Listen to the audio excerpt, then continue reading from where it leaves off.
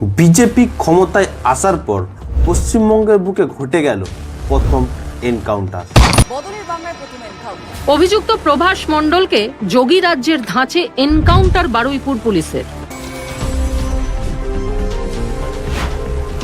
আর এই এনকাউন্টার নিয়ে পশ্চিমবঙ্গের মানুষের মত এখন দুই ভাগে বিভক্ত হয়ে গেছে। একদল বলছে এটা ঠিক করেছে, এভাবেই ন্যায় বিচার দেওয়ার দরকার আছে, নাহলে এই দোষীরা আইনের ছাতার তলায় থাকতে থাকতে শেষমেশ তারা শাস্তি পাবে না, তাই সকালে জমা আর বিকালে খরচ এটাই ভালো। আর একদল বলছে সত্যিটা জানার আগেই, আদালতে দোষী সাব্যস্ত হওয়ার আগেই যদি অভিযুক্তকে যে রাজসাক্ষী তাকে যদি এনকাউন্টার করে মেরে ফেলা হয়, তাহলে কি ঘটনার সঠিক তদন্ত হবে, নাকি বিজেপি তাদের প্রমাণ লোপাটের চেষ্টা করছে? এটা এনকাউন্টার না সরাসরি এভিডেন্সকে ডিস্ট্রয় করা। মুখ্যমন্ত্রীর নির্দেশেই কি তাকে মেরে ফেলা হলো? মাননীয় মুখ্যমন্ত্রী শুভেন্দু অধিকারী এটাকে জঙ্গলরাজ করে দিচ্ছেন। বিরোধীরা কেন বলছে পশ্চিমবঙ্গ উত্তরপ্রদেশ 2.0 হয়ে যাচ্ছে? পুলিশ কি সত্যি তাদের আত্মরক্ষার্থে গুলি চালিয়েছিল, নাকি এর পেছনে লুকিয়ে আছে আর অন্য কোনো দিক যা সাধারণ মানুষের সামনে এখনো পুরোপুরিভাবে স্পষ্ট নয়? আর যদি সত্যি সব কিছু আইন মেনে হয়ে থাকে, তাহলে এত বিতর্ক কেন? কেন অভয়ার মাকে এই ঘটনার জন্য পশ্চিমবঙ্গের সমস্ত মানুষ ছি ছি করছে? কি লিঙ্ক আপ আছে এই অভয়ার মায়ের সাথে এই ঘটনা? আজ আমরা তথ্য, আইন ও বিভিন্ন পক্ষের বক্তব্য এবং ইতিহাসের আলোয় খুঁজে দেখব বারুইপুরে সেদিন রাতের সত্যিটা কি, এনকাউন্টার আসলে কি, ভারতের আইনে এই বিষয়ে কি বলে, আর উত্তরপ্রদেশের সঙ্গে এই যে তুলনা, এটা কতটা বাস্তব আর কতটা রাজনৈতিক। আর সবচেয়ে বড় কথা, এই ঘটনা থেকে একজন সাধারণ নাগরিক হিসাবে আমরা কি শিখতে পারি? তো নমস্কার, আমি নয়ন। বাস্তবতা বড় কঠিন আর বাস্তব চিত্রটাই আপনাদের সামনে তুলে ধরব, কারণ আপনারাও জানেন আমরা খবর করি না, খবরের পেছনের গল্পটাকে খুঁজে বের করি। তো চলুন শুরু করি আজকের প্রথম পর্ব। বারুইপুরের ঘটনা আপনারা কম বেশি সকলেই জানেন, কিন্তু তবুও যারা জানেন না তাদের উদ্দেশ্যে আমি একটু ছোট্ট করে সংক্ষেপে বলে দিই। আগামী 4 জুলাই পশ্চিমবঙ্গের দক্ষিণ 24 পরগনা জেলায় বারুইপুরের সূর্যাপুর এলাকায় একটি 12 বছরের কিশোরী হঠাৎ নিখোঁজ হয়ে যায়। তারপরে গ্রামের লোক ও বাড়ির পাশাপাশি লোক, প্রতিবেশী অনেক খোঁজাখুঁজি করার পরেও সেই কিশোরীকে পাওয়া যায় না। তখন তারা পুলিশের দ্বারস্থ হয়, তারা পুলিশের কাছে অভিযোগ জানায়। পুলিশ অভিযোগ তো নেয়, কিন্তু তারা সেইভাবে বিষয়টি গুরুত্ব দেয়নি, তারা সেইভাবে অ্যাক্টিভ হয়নি। তারপর সেই গ্রামের লোক ও প্রতিবেশীরাই তারা নিজেরা অ্যাক্টিভ হয় এবং গ্রামের সমস্ত যেসব বাড়ি সিসিটিভি ক্যামেরা লাগানো ছিল, সেই সিসিটিভি ক্যামেরার ফুটেজ দেখে গ্রামের একজন ব্যক্তিকে তারা সন্দেহ করে, আর তার যার নাম ছিল প্রভাস। তাকে জোর করা হলে, তাকে জোরপূর্বক প্রেসারাইজ করা হলে তখন সেই প্রভাস মুখ খুলে এবং 5 জুলাই সেই কিশোরীর বস্তাবন্দি মৃতদেহ একটি পুকুর থেকে উদ্ধার হয়। এখানেই প্রশ্নটা উঠছে, এখানে তাহলে বিজেপি জিতে আসার পর যে বলেছিল আইনের শাসন হবে পশ্চিমবঙ্গে, তাহলে আইনের শাসন কোথায় হচ্ছে? যেখানে পুলিশ কোনো অভিযোগ করলে সেটা গুরুত্বই দিচ্ছে না, সেটা গুরুত্ব সহকারে দেখছে না, তারা সেটাকে অতটা সিরিয়াস নিচ্ছে না, তাহলে মানুষ পুলিশের উপর ভরসা করবে কি করে? আসল ব্যাপার তা নয়।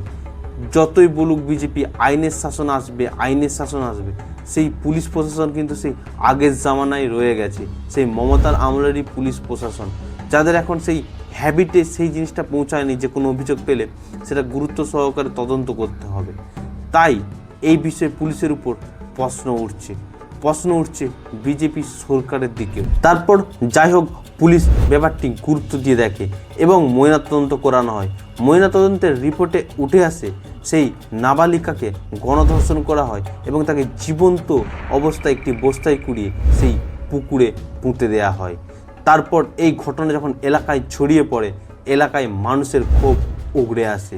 তারা রেল লাইন, রাস্তা, সড়ক তারা অবরোধ করে এবং পুলিশের উপর বিক্ষোভ দেখায়। এছাড়াও ইট বৃষ্টি, তাছাড়াও সরকারি সম্পত্তি, রেল লাইন ভাঙচুর করে। তার ফলে মিডিয়া এই খবরটিকে কভার করে, তারপর সরকারের নজরে আসে। তারপর সেখানে মাননীয় মুখ্যমন্ত্রী শুভেন্দু অধিকারী যায় এবং সেই নাবালিকার পরিবারের সাথে কথা বলে এবং তাদের সান্ত্বনা দেয় এবং সঠিক বিচারের আশ্বাস দেন। প্রত্যেককে অ্যারেস্ট করা হবে, একটা লোককেও ছাড়া হবে না। খারাপ কাজ করেছে গুন্ডাদের ভুগতে হবে। তারপর পুলিশ তদন্ত চালায়, বিভিন্ন সূত্র মারফত একাধিক তথ্য সংগ্রহ করে এবং একের পর এক গ্রেপ্তার করে।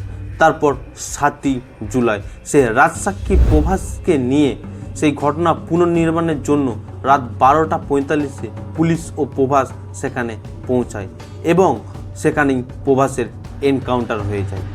এই এনকাউন্টারের যুক্তি হিসাবে পুলিশ দেখায় ঘটনা পুনর্নির্মাণের সময় প্রভাস একটি পুলিশের বন্দুক ছিনিয়ে নিয়ে সেখান থেকে পালানোর চেষ্টা করে এবং প্রভাস সেখান থেকে পুলিশের উদ্দেশ্যে গুলিও চালায় এবং সেই আত্মরক্ষার্থে পুলিশ এনকাউন্টার করতে বাধ্য হয়।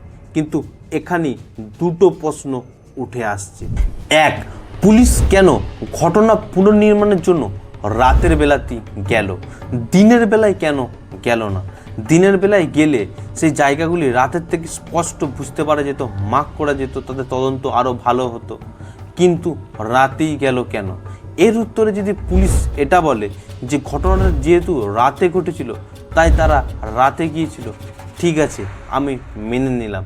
কিন্তু আইনে স্পষ্ট বলা আছে যদি কোনো ঘটনা পুনর্নির্মাণ করতে যাওয়া হয় সেখানে মিনিমাম 2জন ভিডিওগ্রাফার ও কয়েকজন এলাকার লোকাল যারা আছে সেই মানুষের প্রয়োজন।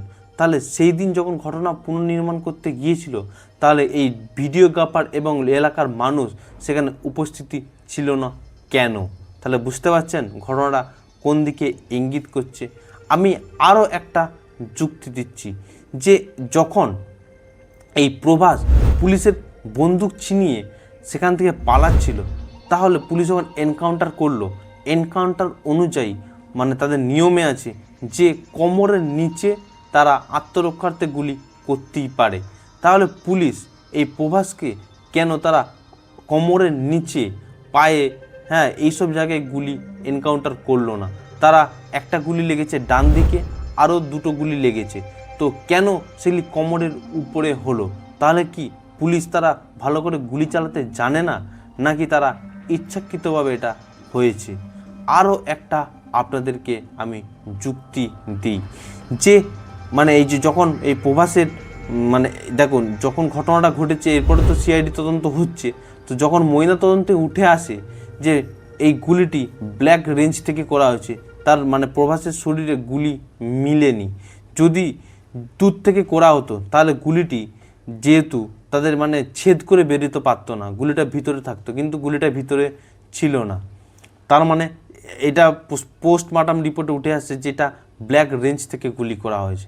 এবার প্রশ্নটা এখানে যে প্রভাস যেহেতু ছুটে পালাচ্ছিল যখন গুলি করাই হয়েছিল, তাহলে দূর থেকে যখন গুলি করা হয় যদি, তাহলে গুলিটা নিশ্চয়ই থাকতো, কিন্তু নেই। তার মানে পয়েন্ট ব্ল্যাক রেঞ্জ থেকে খুব কাছাকাছি থেকে এই গুলিটি করা হয়েছে।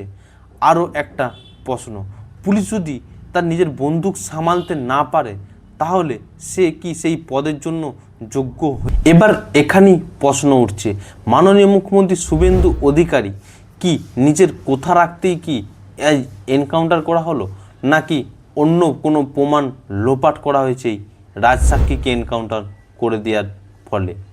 এবার এর ঘটনার মানে গোপনে কি লুকিয়ে আছে, এর ঘটনার অন্য কোনো দিক কি লুকিয়ে আছে যা আমাদের চোখের সামনে আনা হচ্ছে না? চলুন সেগুলোই দেখে নিই নেক্সট অধ্যায়ে। আরও একটা জিনিস দেখে নেব এনকাউন্টার আইন কি বলছে, সেটাও দেখে নেব নেক্সট অধ্যায়ে। ভারতে কোনো ব্যক্তিকে আদালতের রায় ছাড়া শাস্তি দেওয়ার অধিকার কারো নেই, পুলিশেরও নেই। পুলিশের কাজ হলো সেই অপরাধীকে গ্রেপ্তার করা এবং সমস্ত তথ্য সংগ্রহ করা এবং চার্জশিট দখল করা এবং সেটিকে আদালতে পেশ করা। এবার আদালতের বিচারপতিরা তারা ঠিক করবে সেই ব্যক্তির কি সাজা হবে। কিন্তু যদি কোনো ক্ষেত্রে এরকম দেখা যায় যে অপরাধী তার আক্রমণে পুলিশ বা অন্য কোনো ব্যক্তির ক্ষতি হতে পারে, সেই ক্ষেত্রে পুলিশ সেখানে সে আত্মরক্ষার জন্য পুলিশ সেখানে মানে গুলি চালাতে পারে। কিন্তু যদি সেই পুলিশ গুলি চালায় সেটাও সেই অপরাধীর কোমরের নিচের অংশে চালাতে হবে। মানে এমন কোনো ভাইটাল অঙ্গে চালানো যাবে না যেখান থেকে সে অপরাধীর মৃত্যু হয়।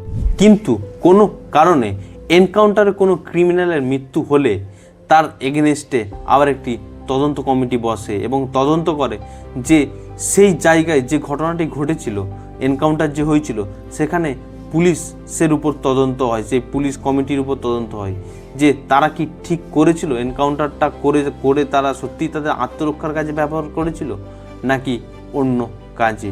এবার সেই ক্ষেত্রে যদি পুলিশকে দোষী সাব্যস্ত মানে দোষী হিসাবে পাওয়া যায় তাহলে সেই পুলিশকে সাসপেন্ড করে দেওয়া হয় এবং সেই পুলিশের সাথে আরও যা ব্যক্তিরা ছিল, যে পুলিশ ছিল, সবাইকে সাসপেন্ড করে দেওয়া হয়।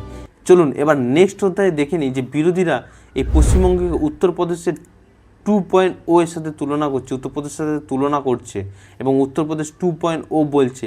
এটা কি ঠিক নাকি তারা অন্য ভুলভাল অ্যালিগেশন লাগাচ্ছে, সেটাই দেখে নিই নেক্সট অধ্যায়। 2017 সালে উত্তরপ্রদেশে নতুন সরকার গঠনের পর সেখানে আইন শৃঙ্খলার উপর কঠোর থেকে কঠোরতম ব্যবস্থাপনা নিয়ে আসা হয়। সেখানের মুখ্যমন্ত্রী যোগী আদিত্যনাথ তিনি বলেছিলেন যে যদি কোনো মা বোনেদের উপর কেউ টিটকিরি, ইফতিজিং বা ধর্ষণের মতন ঘটনা ঘটে তাহলে ক্রিমিনালকে যেখানে ঘটনা ঘটেছে তার পরের চৌরাস্তায় তার রাম নাম সারতে হয়ে যাবে।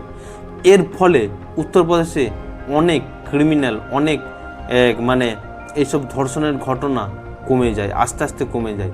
সেই রকমই মাননীয় মুখ্যমন্ত্রী শুভেন্দু অধিকারীও সেই একই পন্থা অবলম্বন করেছেন এবং তিনি যোগী আদিত্যনাথকে তিনি ফলো করেছেন এবং তিনি বলেছেন যে এই ধর্ষকদেরকে আর রাখা যাবে না, তাদের সকালে জমা হবে এবং বিকালে খরচ হবে, তাদেরকে জমিয়ে রেখে সরকারি টাকায় খাওয়া দাওয়া থাকার ব্যবস্থার কোনো ব্যাপার নেই। বিজেপি এলে এই ধর্ষকদেরকে কোর্টে পাঠাবো না, সকালে জমা নেব, বিকালে খরচ করব। বিরোধীরা এখানেই প্রশ্নটা তুলছে যে সব এনকাউন্টারের বর্ণনা যদি একই রকম হয়, যে পুলিশের কাছ থেকে বন্দুক ছিনিয়ে নিয়ে পালাচ্ছিল, তাহলে সেটা মানে মানানসই কি হবে? আরও একটা প্রশ্ন তুলছে যদি সব ধর্ষকের জন্য তাহলে একই নিয়ম হোক। আজকে বারুইপুরে ঘটনার জন্য তাকে এনকাউন্টার করা হলো একজনকে, কিন্তু এখনও 3 জন আছে, তো তাদের এখনও করা হচ্ছে না কেন? তো এই প্রশ্নটাও উঠছে। এবার চলুন নেক্সট অধ্যায়ে দেখে নিই এই ঘটনার সাথে অভয়ার মা, সে আর্যিকর ঘটনার অভয়া রত্না দেবনাথ, তার কি লিঙ্ক পাওয়া যাচ্ছে, তাকে কেন মানুষ ছি করছে। চলুন সেটাই দেখে নিই নেক্সট অধ্যায়। যখন আর্যিকরের সেই ঘটনাটি ঘটে তখন বাংলার প্রতিটি মহিলা তারা রাস্তায় নেমেছিল, রাস্তায় নেমে আন্দোলন করেছিল, এই অভয়ার মায়ের পাশে দাঁড়িয়েছিল, তারা রাত দখল করেছিল। কিন্তু আজকে যখন সেই রকমই একজন মানে আমাদের পশ্চিমবঙ্গে একটা মহিলা সে ধর্ষণ হয়ে যাচ্ছে, তখন এই রত্না দেবনাথ এখন যেমন বিজেপির সাংসদ হয়ে গেছে, তো সে কি বলছে যে এইটার সাথে আমার মেয়ের যে ঘটনা তার সাথে কোনো যোগসূত্র নেই, পুরো দুটি ঘটনাই আলাদা। আমার মেয়ে সে একটি মানে সরকারি প্রতিষ্ঠান, সেখানে নিরাপত্তা মানে একদম অটুট থাকার কথা, সেখান থেকে ধর্ষণ হয়েছে, কিন্তু এই মেয়েটা কোথায় গিয়েছিল, রাস্তায় না কোথায়, তো সেখান থেকে হয়েছে। এখানেই আমার প্রশ্নটা, ধর্ষণ কিন্তু ধর্ষণই হয়, সেটা যেখানেই হোক, সেটা রাস্তায় হোক, ট্রেনে হোক, ট্রামে হোক, বাসে হোক, বা সরকারি কোনো প্রতিষ্ঠানে হোক, সেটা ধর্ষণ, সেটা ধর্ষণই হয়। মেয়েদের দাবি কি? তাদের নিরাপত্তা, তাদের সব জায়গায় নিরাপত্তা দরকার। যে কোনো সে যেখানে কাজ করে সেখানে নিরাপত্তা আছে, সেখান থেকে রাস্তায় তো তাকে যাতায়াত করতে হবে, সে যখন বাড়ি ফিরবে তাহলে সেখানে যদি নিরাপত্তা না থাকে, সেখানে যদি কেউ ধর্ষণ করে দেয় তাহলে সেটা আলাদা, মানে সেটা ঠিক। মানে রত্না দেবনাথের কথা অনুযায়ী সেরকমই মনে হচ্ছে যে এইটা কোনো রাস্তাঘাটে ঘটনাটা হয়েছে আর তার মেয়েটা সেই সরকারি প্রতিষ্ঠানে হয়েছে। তো ব্যাপারটা হচ্ছে এইটাই যে ধর্ষণই হোক, মেয়েদের নিরাপত্তা সব জায়গাতেই থাকা উচিত, তারা যাতে ফ্রিলি রাত দিন বাস, ট্রাম, ট্রেন মানে যাতায়াতের যেখানে যায় তাদের নিরাপত্তাটা সব জায়গায় সরকারকে দেওয়া উচিত, সরকারের সেই রকমই নিয়ম তৈরি করা উচিত। আর এইটাই মানুষের মানে ক্ষোভ, যে তার মেয়ের সাথে যখন ঘটনাটা হয়েছিল তখন মানুষ তার জন্য তার পাশে থেকেছিল, রাত দখল করেছিল, রাত জেগেছিল, মানে মানুষ ধর্ম বর্ণ নির্বিশেষে হিন্দু মুসলিম সকলে এক হয়ে তার বিরুদ্ধে মানে প্রতিবাদ করেছিল। কিন্তু আজ যখন এই মেয়েটার সাথে হয়েছে তখন তিনি একটা মানে সেখানে তো জানেনি, এবং সেই মায়ের যে কষ্ট, এই রত্না দেবনাথের যখন কষ্ট হয়েছিল সেটাও এক, তো তিনি ভালো বুঝতে পারবেন, তো সেই মাকে তিনি ভালো মানে মোটিভেট করতে পারতেন, তাকে তার পাশে জানাতে পারতেন। কিন্তু সেখানে তো জানেনি, তার পরিবারের সাথে দেখাও করেনি, উপরন্তু একটা পোস্ট পর্যন্ত করেনি, উপরন্তু আবার এই মিডিয়ার সামনে এসে উল্টোপাল্টা কথা বলছে যে এইরকম সেই রকম। মানে মানুষ এখন বলছে যে সত্যি যে মানুষ যখন তার ক্ষমতা পেয়ে যায়, তখন মানে তার কতটা স্বভাব চরিত্র কতটা চেঞ্জ হয়। তো এর জন্য আজকে রত্না দেবনাথকে মানুষের সামনে ঘৃণা হতে হচ্ছে, তাকে মানুষ সহ্য করতে পারছে না। তো সেই জন্যই এই অভয়ার মা রত্না দেবনাথকে মানুষ আজ ট্রোল করছে, তাকে ঘৃণা করছে, ছিছি করছে। তো আজকে নিয়ে এতটাই। আপনার কি মতামত, এই যে এনকাউন্টারটা করা হয়েছে এটা কি ঠিক করা হয়েছে নাকি ভুল, সেটা আপনি আপনার কমেন্টে জানাবেন। পশ্চিমবঙ্গ কি উত্তরপ্রদেশের মতন জঙ্গলরাজ করে দেওয়া হচ্ছে, সেটা মানে কি করে দেওয়া হচ্ছে সেটা আপনি আপনার মতামতটা কমেন্টে জানাবেন। আর ভিডিওটি যদি ভালো লেগে থাকে তাহলে লাইক করুন এবং বন্ধুদের সাথে শেয়ার করতে ভুলবেন না, তাদেরকেও ব্যাপারটা জানান, তাদেরকেও জানতে হবে ব্যাপারগুলো। আর চ্যানেলটা সাবস্ক্রাইব করে রাখুন এইরকমই ভিডিও দেখার জন্য। চলুন আজকে নিয়ে এতটাই, দেখা হচ্ছে নেক্সট ভিডিওতে। ততক্ষণ ভালো থাকবেন, সুস্থ থাকবেন এবং সতর্ক থাকবেন।